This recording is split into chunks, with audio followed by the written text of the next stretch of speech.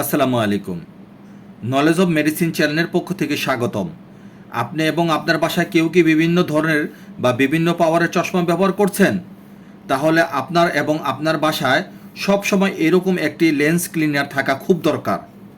খুব সামান্য পরিমাণ দুটি চশমার গ্লাসের মধ্যে এপিট ওপিট একবার করে স্প্রে করে নিন।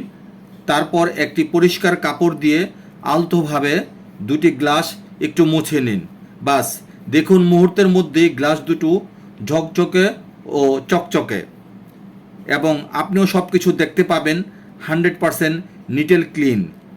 এইভাবে প্রতি সপ্তাহে একবার করে গ্লাস দুটি একটু পরিষ্কার করে নিন।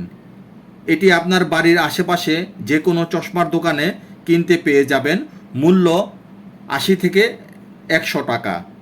সো ভিডিওটি দেখে উপকৃত বা ভালো লাগলে ফেসবুক চ্যানেলটিকে ফলো এবং ইউটিউব চ্যানেল থেকে দেখে থাকলে সাবস্ক্রাইব করতে ভুলবেন না please. Thank you so much.